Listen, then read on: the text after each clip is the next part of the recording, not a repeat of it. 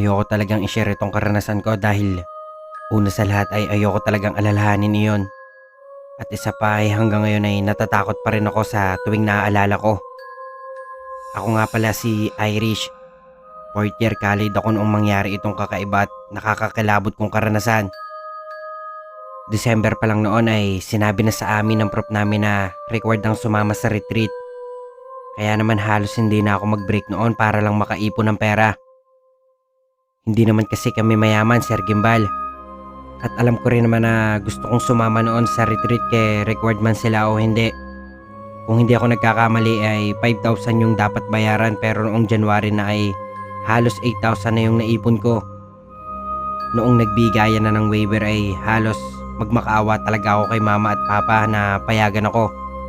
Noong una ay ayaw pa nila pero noong sinabi kong ipon ko ang gagamitin ko ay napapayag ko rin sila. 3 days and 2 nights lang naman kasi. Halos magtatalon kami noon ng mga kaibigan ko nang malaman na pinayagan kami ng mga magulang namin. Lahat kasi kami ay sasama sa retreat dahilan para lalo kaming ma-excite na magkakaibigan. Naalala ko noon na sabay-sabay pa kami nag-groceries ng mga snacks namin magkakaibigan.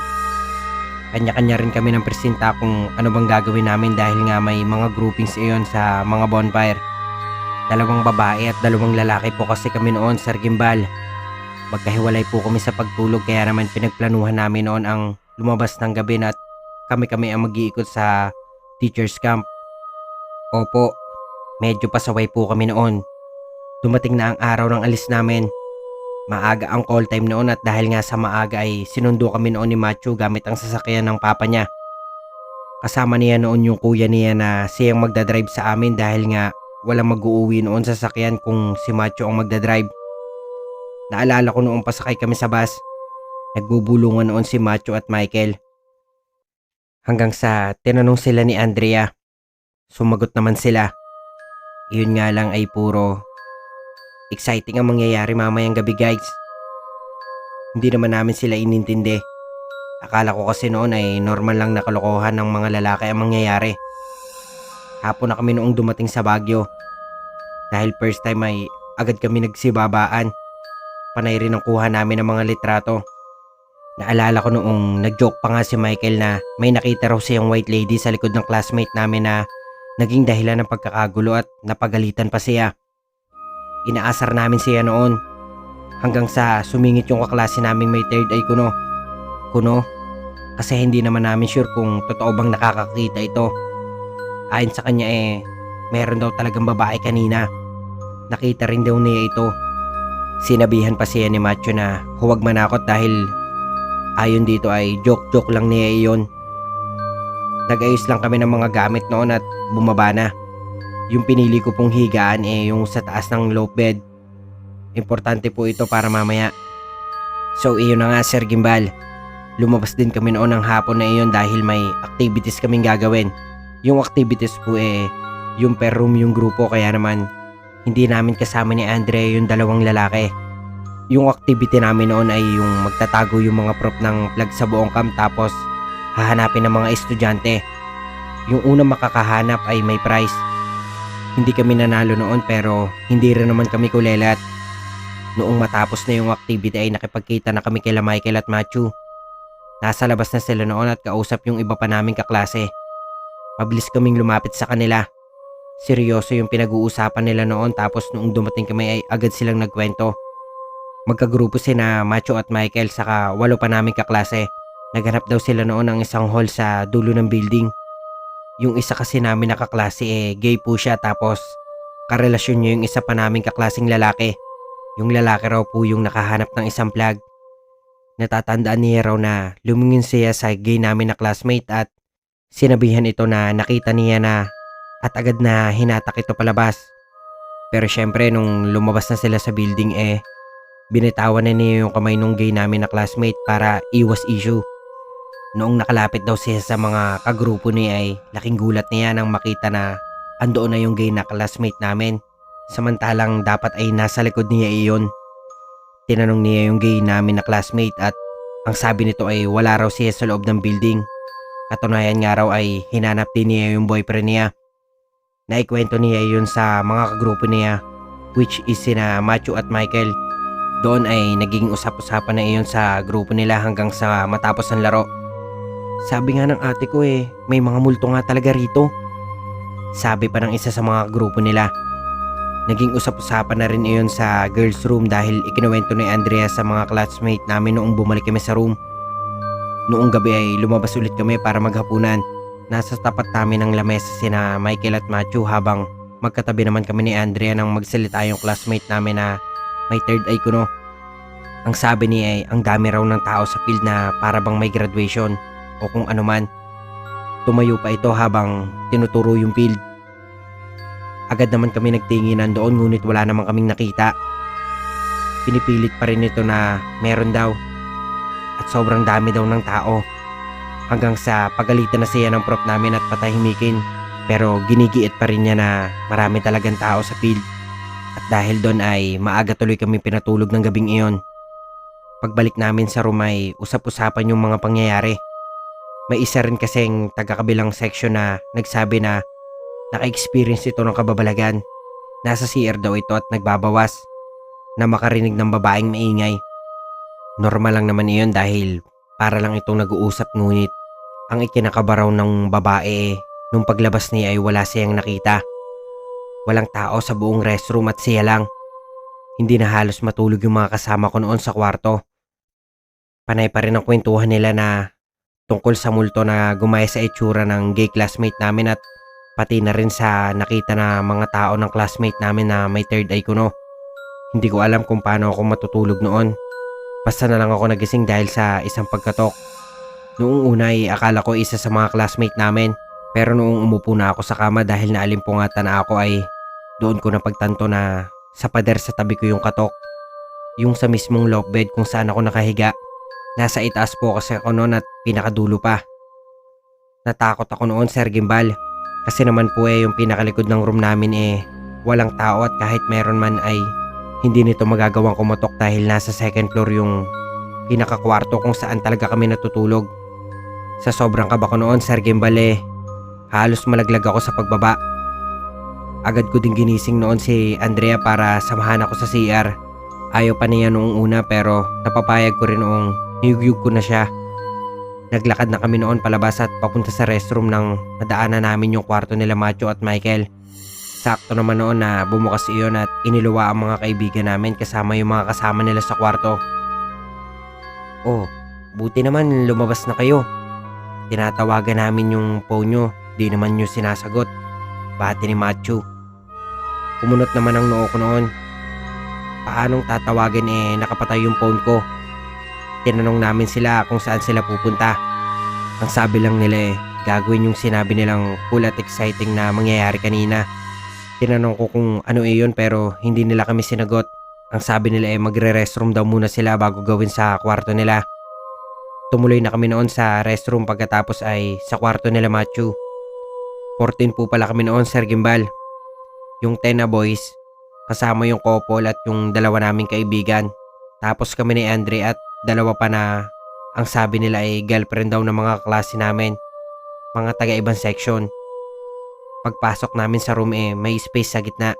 Yung para bang inusog nila yung mga gamit para magkaroon ng at least konting space sa gitna. Ano bang gagawin natin? Naguguluhan kong tanong. Agad naman nilabas noon ni Matthew yung mga gamit niya. Isang Ouija board. Saan mo nakuha yan? Amazed na tanong ng isa sa amin. Bigla akong kinabahan. Alam ko kasi yung mga kakaibang nangyayari sa mga gumagamit ng Ouija lalo na sa mga horror movies. Pinatay pa noon ng mga boys yung ilaw para daw makatotohanan yung pangyayari. Michael, delikado yan. Bulong ko kay Michael noon. Siya kasi yung katabi ko sa pagkakaupo sa kama. Hindi yan. Sagot naman sa akin ni Michael. Kahit kinakabahan ay hindi ko na sila napigilan. Pumayag naman kasi silang lahat at excited pa. Kahit nga si Andre ay paulit-ulit akong hinahampas sa sobrang excited niya. Iniready namin yung mga gagawin o tama bang sabihin ko na sila. Nakapaikot kami sa board at sina Michael at Matthew at yung gay classmate namin yung may hawak-hawak ng baso. Yung shot glass pa nga yung gamit namin noong time na iyon. Nagdasal muna kami para sa gabay ni Lord. Pagkatapos naman ay nag-umpisa na kami. May kasama ba kami rito? Tanong ni Michael. Noong una ay hindi pa iyon gumagalaw. Hanggang sa ilang minuto ay inulit ni Michael yung tanong. May kasama ba kami rito? Unti-unting gumalaw yung baso patungo sa yes. Nagwaw pa kami noon at nagpalakpakan. Napakapit naman ako noon kay Andrea. Marami ba kayo? Muling tanong ni Michael. Gumalaw lang saglit yung baso pero sa yes pa din. Nagsimula na kaming lamigin. Nagtutulukan na rin yung mga babaeng kasama namin tapos tatawa sila. Sumisiksik na rin kami sa tabi ni Michael. Kinakabahan na talaga ako noon. Hanggang sa may tinanong yung classmate namin. Totoo bang may demonyo rito? Biglang nagpatay sindi ang mga ilaw. Nagkagulo na kami sa kwarto. Nagtilian na rin yung mga kasama naming ibang babae. Ako naman ay hindi na halos bumitaw kay Michael. May tumakbo sa amin para ayusin yung switch pero sabi nila ay hindi naman daw nagalaw iyon. Sabi ko kasi sa inyo itigil na eh. Pagalit kong bulong kay Michael. Nagkatulakan na kaming lahat na naroroon. Panay na rin ang kurot ni Andrea sa braso ko. Guys, calm down. Pilit pinapakalma ni Macho ang sitwasyon. Ilaw lang yan. Aniya. Pagkasabi nila noon ay may bigla na lang tumawa sa isa sa mga girlfriend ng kaklase namin. Napatingin kami rito. Noong una ay normal lang yung tawa niya. Hanggang sa magpabago-bago na yung boses nito. Lalaki tapos magiging babae. Tapos magiging lalaki ulit. Lumakas na rin yung hangin na tila ba ay may bagyong paparating. Bumukas yung mga bintana kahit kanina ay nakasara naman iyon. Babe, what's happening? Hindi na natapos ng kaklase namin yung sasabihin niya sa girlfriend. Dahil bigla na lang siya nitong pinatungat sinakal. Agad naman umawat yung mga kasama naming lalaki. Ganon din ang ginawa namin. Bakit? Bakit niyo ako hinahanap? Nakakapanindig balahibo yung boses ng babae. At kahit halos lagpas kaming 10 nagtutulong-tulong para maalis siya sa ibabaw ng boyfriend niya ay hindi pa rin namin magawa. Sobrang hirap na rin kami. Help! Help! Nagsisisigaw na rin yung isang babaeng kasama namin. Hindi na kasi talaga namin kaya noon. Wala na rin kaming pakialam kahit pa mapagalitan kami basta ay masolve lang namin yung problema. Sa awa ng Diyos ay may nagising naman na mga taga-kabilang room at tumulong sa amin. Mga lalaki kasi ang mga yon kaya naman kahit papano ay napaghiwalay namin yung dalawa. Naghahabol ng hangin na tumayo yung classmate namin. Inutusan din nila yung iba na tawagin yung mga prop namin para tumawag ang mga yun ng pari. Isa si Andrea sa tumakbo palabas pero bago pa lang sila makalabas ay bigla na lang sumara yung pinto at naglock. Nagpapatay sindi pa rin yung mga ilaw at panay ang kalabugan namin sa loob ng kwarto. Nagsimula na naman tumawa yung kasama namin na babae. Nanginginig akong napahawak noon kay Michael. Nagsisimula na rin kaming kabahan. Ano? Akala niyo makakatakas kayo? Nakakapangilabot na sabi nito. Muling humangin na malakas. Yung mga bintana na nagsasara bukas na para bang papel lang. Take note po, yung salamin po ng bintana ay isa yung mabigat na minsan kahit buksan mo at isara ay mahihirapan ka. Nagsimula nang maiyak yung isang babae. Nangingilabot na ako sa lamig. Patuloy pa rin sa pagtawa yung babae hanggang sa bigla na lang ulit itong tumigil. Akala namin noon ay ayos na pero bigla na lang sabay na tumawa yung isa pang babae na kanina ay umiiyak, saka yung boyfriend nito. Yung gay din namin na classmate ay bigla na lang lumutang. Nagsisinigaw siya na tulong kaya naman tinulungan siya ng iba. Kami naman ay pinipilit namin na tinulungan awatin yung babae na panay ang sakal sa isa pa naming classmate. Nanginginig ako sa takot. Dalawa na sila ngayon na tumatawa. Yung lalaki ay tila ba bata ang boses habang ang babae ay parang nasa ilalim ng lupa nang gagaling ang pagtawan nito. Nanginginig ako noong sabihan si Michael na tawagan yung prop namin. Namura ko pa siya noong sinabi niyang deadbat na siya. Nagulat pa nga kami noon nang bigla na lang may tumalsik na maleta sa may pinto. Dahilan para gumawa yun ng kalabog. Nabitawan pala ng mga nakahawak sa kanya yung classmate naming lalaki at ngayon ay nakangisi ito habang hinahagis yung gamit. Lahat ng mahawakan niya ay hinahagis niya sa amin na nakahawak sa girlfriend niya. Tinamaan po noon si Matthew na naging dahilan ng pagdudugo ng ilong niya. Muling sumigaw yung kasama namin na gay. Nagsisisigaw ito at nagmamakaawa na tama na raw. Doon namin nakita na tila ba may pumipilipit sa kanang braso niya. Hawak niya yun at pilit pinipigilan ang pag-ikot nito. Nagsimula na kaming matakot ng husto. Naririnig ko na ang paghikbi ni Andrea habang nag-i-scroll sa cellphone niya. Hindi ko alam kung kanino o kung saan niya nakuha iyon. Hindi ko alam kung anong nangyayari pero bigla na lang bumukas yung pinto. Nalaglag din yung gay na classmate namin at bumagsak siya sa mga tumutulong sa kanya kanina. Mabilis pa sa alas 4 kaming nagtakbuhan palabas. Una kong pinili sana magpunta sa kwarto namin pero nakalak kahit anong pintong ninanais namin na buksan sa second floor. Napatakbo kami pababa. Ganoon na lang ang takot namin noong nakita naming lumulutang na sumusunod sa amin yung magjowa. Hindi ko alam kung sino ba yung humahawak sa akin noon pero nagpahila na lang ako. Halos magtulungan na kami hanggang sa makababa kami noon sa hagdanan. Meron po sa amin na gumulong pero kahit papano ay nakatayo ito at nakatakbo pa rin. Hanggang sa paglabas namin ay hindi kami lumingon. Noong makalabas kami halos mapakunot ang noo namin. Umaga na kasi, Sir Gimbal. Pero hindi yun ang pinaka napansin namin.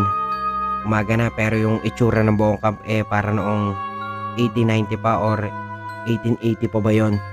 Basta makaluma. Nagtinginan kami ng mga kasama ko. Hanggang sa nagulat na lang kami noong makarinig kami ng mga ingay sa loob ng building. Mga nagsisigawan. Akala namin ay proof at din namin iyon kaya pumasok kami ulit pero napakanot ang noo namin sa nakita namin. Makaluma ang disenyo ng camp at pati na rin ang mga tao sa loob ay makaluma rin ang suot. Pero ang pinagtataka namin ay wala kaming kakilala doon kahit isa. Lahat din ng naroon ay puro sugat ang mga sundalo at mga nurse or manggagamot na abala sa paggagamot sa mga taong sugatan. Guys, hindi makapaniwala yung gay classmate namin. Para kaming nasa isang hospital pero yung hospital na iyon ay punong-puno ng pasyente.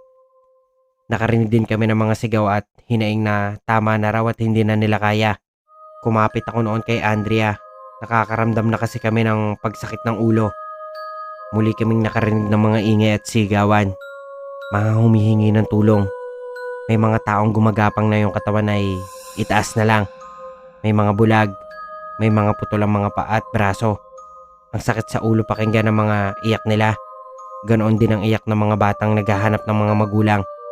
Hanggang sa may pumasok na mga armadong lalaki. Pinagbabaril ang mga nasa loob ng hospital. Kitang-kita ng mga mata namin kung paano nila walang muang napatayin ang mga walang kalaban-laban at humihingi ng awa na palayain at pabayaan na lang sila. Nanginginig ako at halos mahimatay na ako sa nakita kong iyon, Sir Gimbal.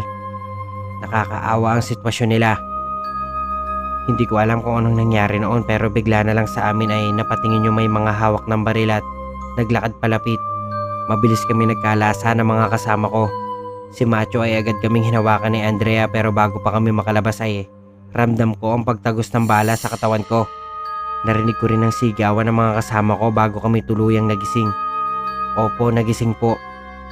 Nagising ako na nasa kama na ako. Nakatayo sa harap ko yung prop namin pati na rin yung mga iba pang kasama namin sa retreat. Actually, hindi lang ako yung nasa kama. 14 kaming nasa kama, tila ba ay kakagising lang din nila. Nagtinginan pa kaming lahat noon pero walang nagsasalita. Muling nagtanong yung ding namin kung bakit daw ba kami natutulog sa field. Napakunot yung noo ko noon.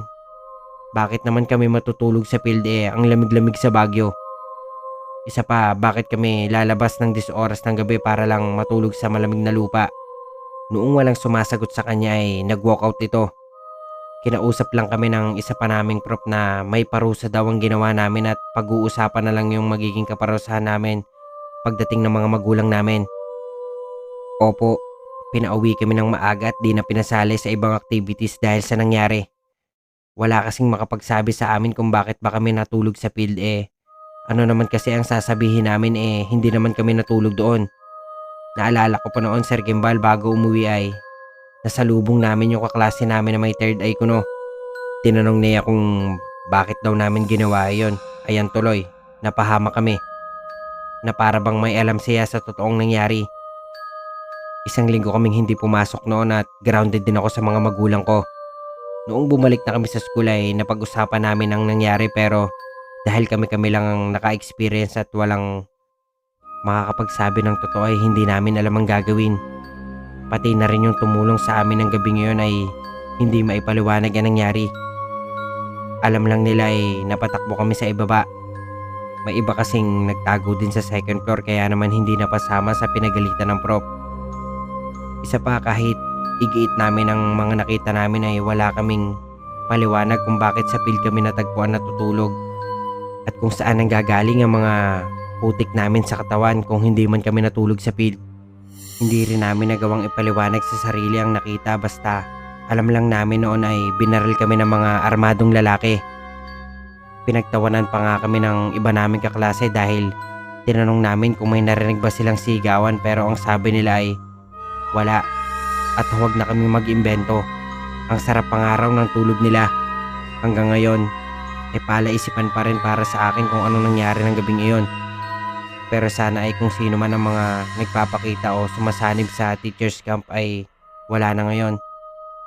Sana ay matahimik na rin ang kaluluwa nila at sana ay maging maayos na ang pag-i-stay ng mga taong pupunta roon ngayon. Hindi ko alam kung operating pa rin ang teacher's camp ngayon, Sir Kimbal. Pero sana ay nagustuhan nyo pong basahin ang kwento ko. Maraming pong salamat.